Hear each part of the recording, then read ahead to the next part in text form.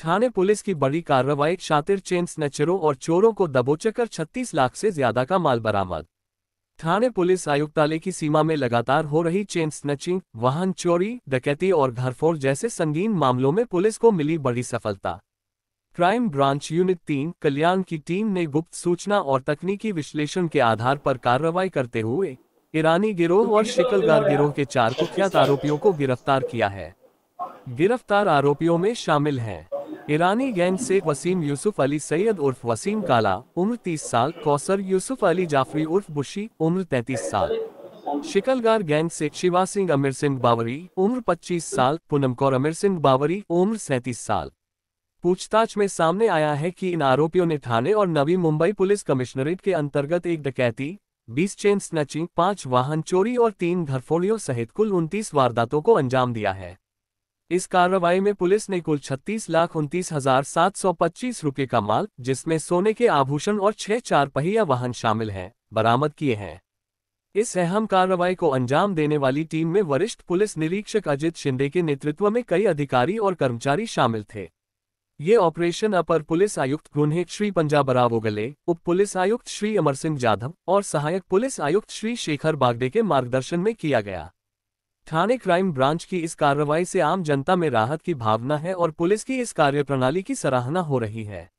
घटक 3 चे अधिकारी PI Ajit Shinde, API Sarjerao Patil, API उगल मोगले, पीएसआय भिसे आणि त्यांच्या टीमला गोपनीय माहिती मिळाली होती की पोलीस आयुक्तालय ठाणे क्षेत्रामध्ये नवी मुंबई आणि मीरा भाईंदर मुंबई या ठिकाणी जबरी चोरी, घरफोडी, वाहन चोरी करणारी टोळी कार्यरत आहे। त्यांची गोपनीय माहिती मिळाल्यानंतर त्या अनुषंगाने अधिक तपास केला, पुरावा जमा केला। त्या अनुषंगाने आपण 4 आरोपींना ताब्यात घेतलं आहे। एक आरोपी क्रमांक 1 हा वसीम काला, राहणार आंबिवली कल्याण, त्याची बहीण कौसर यूसुफ अली, त्यानंतर शिवा सिंग बावरी आणि पूनम कौर बावरी असे 4 आरोपी आपण अटक केलेले आहेत।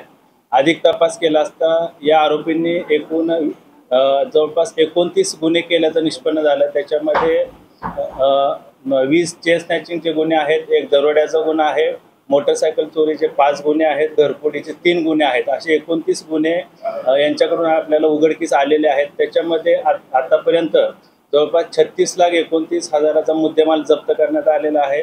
सोन्या चांदीचे दागिने, दुचाकी, 4 चाकी वाहनं आणि इतर साहित्य असा मुद्देमाल आपण जप्त केलेला आहे।